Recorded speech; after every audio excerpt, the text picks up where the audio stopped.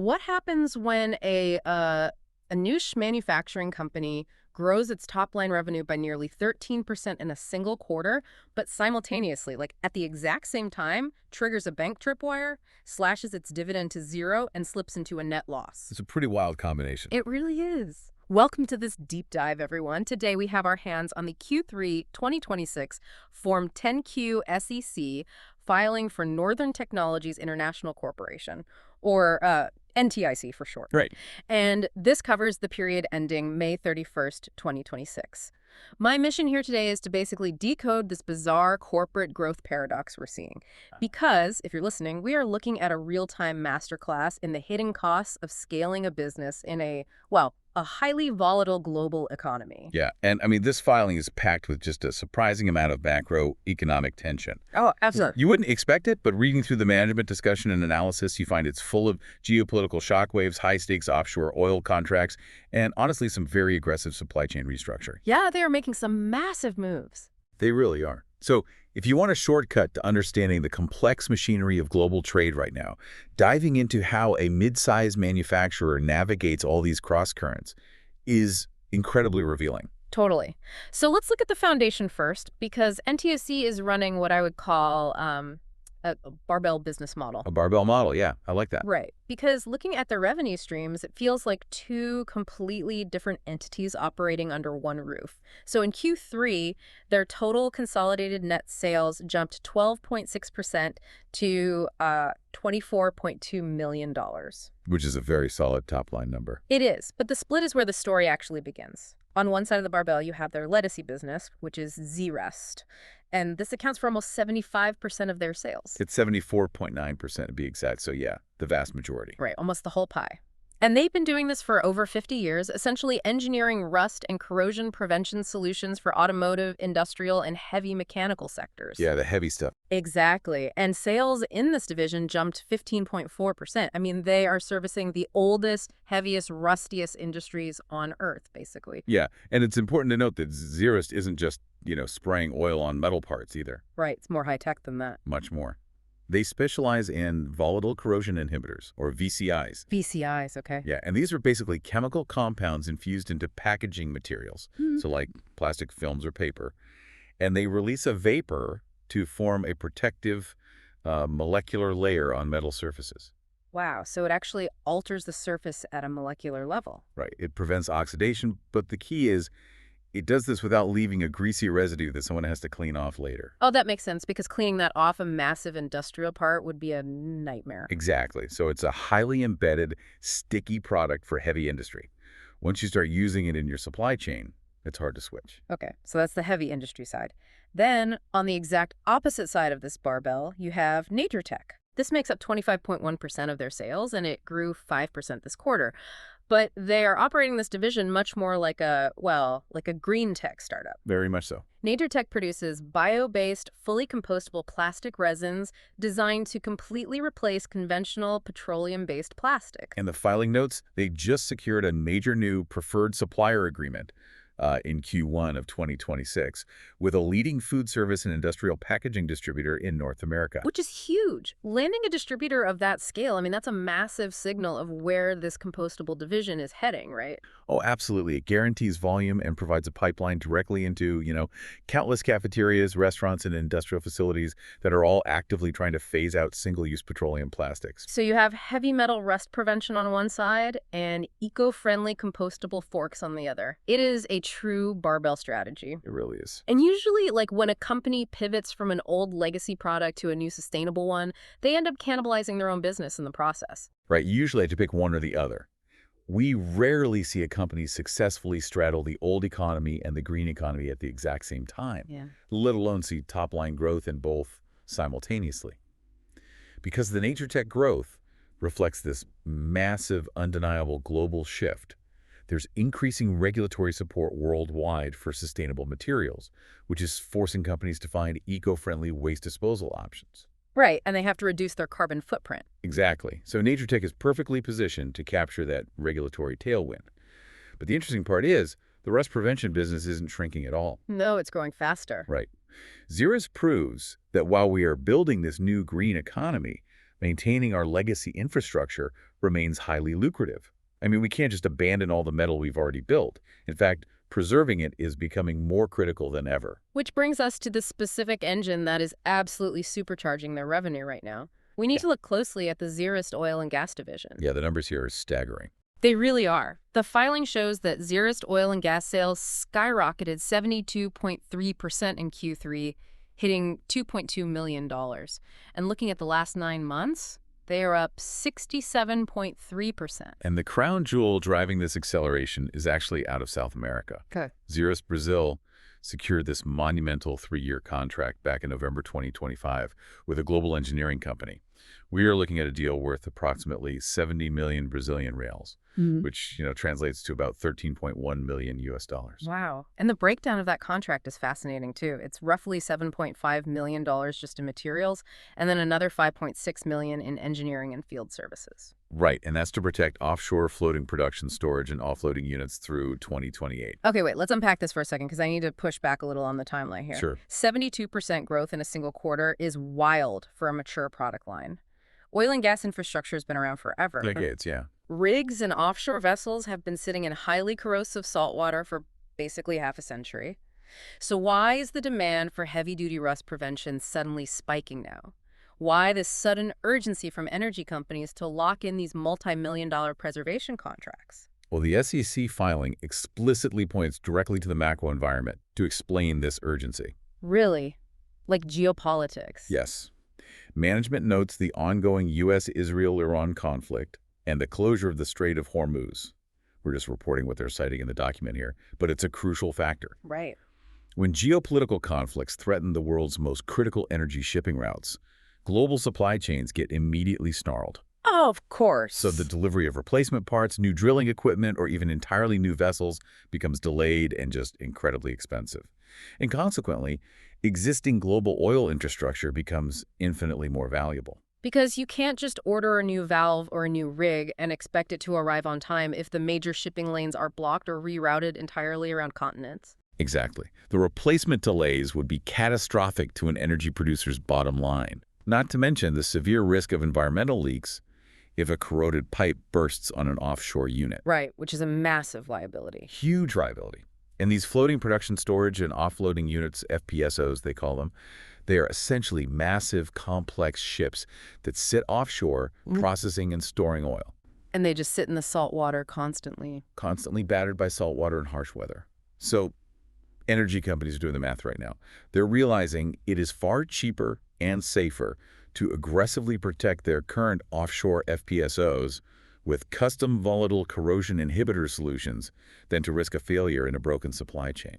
So geopolitical chaos basically acts as a demand multiplier for asset preservation. That's a great way to put it, yeah. It's the ultimate defensive play for these energy giants. They have to prioritize the protection of what they already have over the assumption that they can, easily acquire new assets. Right. It is asset preservation on a truly global scale. And the 5.6 million NTIC is charging for engineering and field services really reflects the complexity of this. It's not just shipping a product. No, they aren't just shipping boxes of VCI powder. They are sending engineers offshore to run diagnostics, design custom applications for specific pipeline geometries, and physically monitor the chemical preservation over 3 years. Wow. Okay, so here is where we hit the wall in this financial filing, and this is where the paradox really kicks in. Yeah, the twist. Right. We've got 12.6% overall revenue growth. We have oil and gas sales up 72%. It sounds like a total victory lap for management.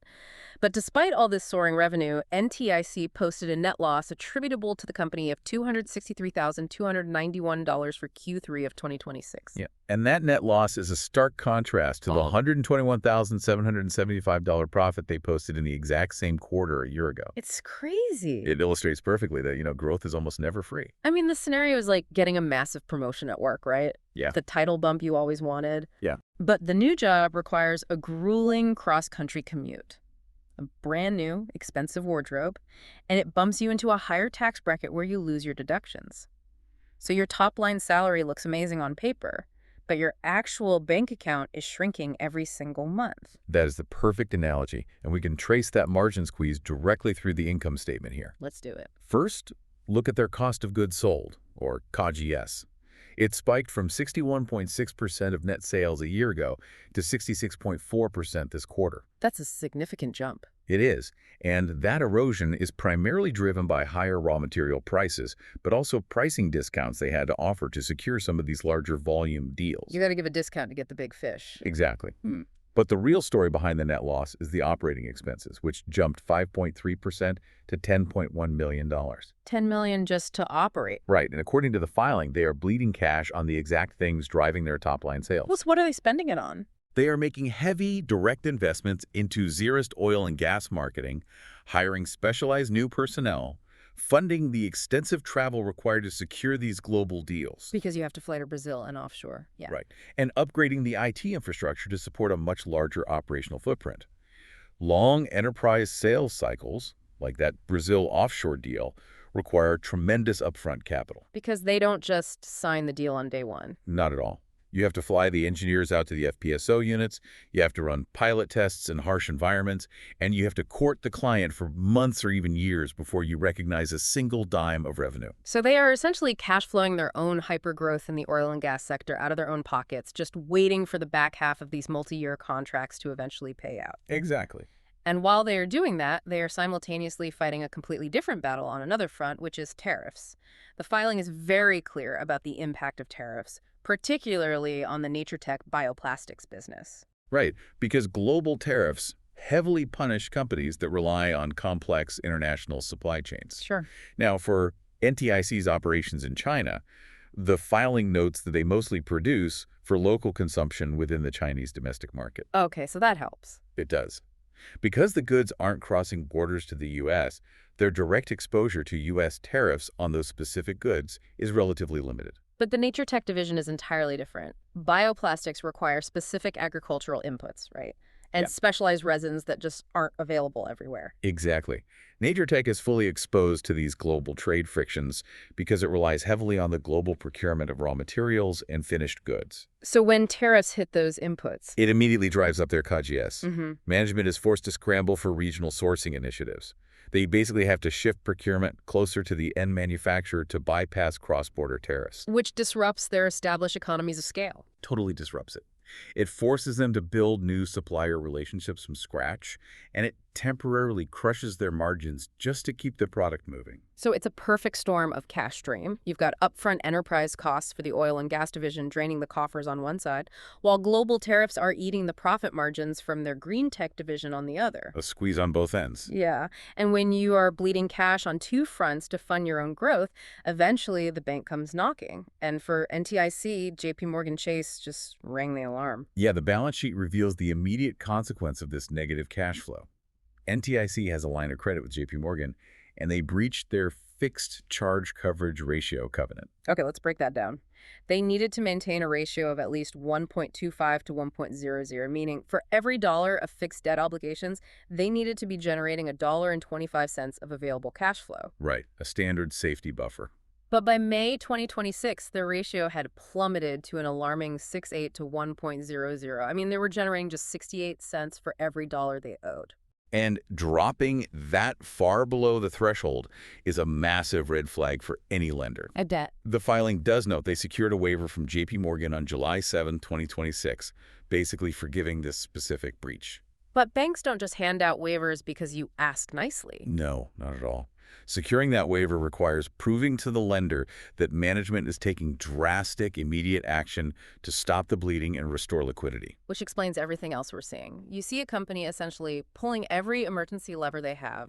First, they completely suspended their quarterly cash dividend on April 24th, 2026. Right, went straight to zero. Taking the dividend to zero is one of the most painful moves management can make because it directly punishes the shareholders. But they stated it was necessary to focus all available cash on paying down the $11.7 million they had drawn on their credit line. Next, they moved to liquidate physical assets. They took their facility in Beechwood, Ohio, classified it on the balance sheet as held for sale during Q3, and secured a non-binding letter of intent for $1.15 million in cash. So they're selling the furniture to pay the rent. Pretty much. Selling off real estate to generate immediate liquidity is textbook corporate triage. The most fascinating triage move, though, is deep in the financial weeds, and I want you to explain this one. NTIC relies heavily on joint ventures globally, like their partnership with Xcore in Germany. Right. In Q3, they restructured these joint ventures, specifically modifying their fee structures for tax planning purposes. Looking at the income statement, their fee income dropped by 20.6%, but their equity and income from joint ventures jumped by 56.4% to $1.5 million. I really need to understand the mechanism here. How does moving money between these two buckets actually help a company survive a cash crunch? It's a great question, and it really comes down to where the profit is recognized and how it is taxed. Yeah. By lowering the direct licensing or management fees the joint venture pays back to the U.S. parent company, NTIC intentionally reduces its immediate taxable fee income in the United States. So they're choosing to make less money on paper in the U.S. Yes. Instead, that profit remains trapped within the joint venture entity itself, over in Europe. Because NTIC owns a stake in that joint venture, the value still accrues to them. It just shows up on the income statement as a boost in their proportional equity and income. So they are willingly taking a hit on direct cash fees coming in the door right now to optimize their global tax footprint. Exactly. Less direct fee income means less immediate taxable revenue at the U.S. parent level. They are keeping the capital deployed within the European entities, optimizing their tax burden, and preserving actual cash liquidity across the global enterprise during a really tight period. That is just brilliant. It is financial agility under extreme pressure. Every move they made, the dividend cut, the real estate sale, the JV fee restructuring, it's all a calculated survival tactic. And it is really worth contrasting this extreme maneuvering with their situation last year. Because in 2025, they had a cash cushion of $1.13 million from the Employee Retention Credit, the ERC. Right, the pandemic-era money. Exactly. They had a one-time government cash injection that made the balance sheet look healthier than the underlying operations actually were. But now, in 2026, that government money is gone. There is no cushion. Management is having to engineer their own liquidity just to protect the core business. They're essentially holding the line. They're waiting for those multi-million-dollar oil and gas contracts, like the FPSO protection deal in Brazil, to finally mature past the expensive engineering phase and start generating positive cash flow. Right. It is a literal race against the clock to see if they can survive the sheer cost of scaling before the revenue from that scaling actually hits the bank account. Wow. So as we wrap up this deep dive into NTIC's Q3 10Q, let's just remind ourselves of the core tension here. You're looking at a company that has successfully engineered a barbell strategy. And executed it, yeah. Yes, they are legitimately capturing market share in two vital modern markets. They have sustainable, compostable plastics for the future and legacy energy asset protection for right now. The demand for their products is not the issue. The issue is that they are currently paying a steep, painful price to finance that transition. They are caught in the crossfire of global tariffs, supply chain chaos, and the immense upfront expense of onboarding massive corporate enterprise clients. Yep. I mean, NTIC is not just one niche manufacturing company in Minnesota. They really are a perfect microcosm of the global economy in 2026. They absolutely are. They are undeniable proof that securing the contract of a lifetime achieving 72% growth in a single quarter doesn't actually matter if the rising cost of raw materials, the logistics of tariff avoidance, and the crushing weight of debt servicing eat your profits alive before you can cash the check. It's sobering. It really challenges the assumption that top-line growth is always the ultimate metric of success. Sometimes rapid growth is the very thing that pushes a balance sheet to the breaking point. It is a deeply precarious position for any management team to be in. Which leaves us with a lingering question today. Something for you to mull over as you watch the broader markets this week. As the world continues to deglobalize, as supply chains permanently fracture and tariffs simply become the accepted, everyday norm of international trade, who is ultimately going to pay the bill? That's the big question. Will the extra costs of producing these sustainable goods and aggressively protecting our aging global infrastructure simply be passed on to you, the consumer? Or will the sheer friction of a deglobalized world ultimately break the mid-sized companies that are desperately trying to build our future?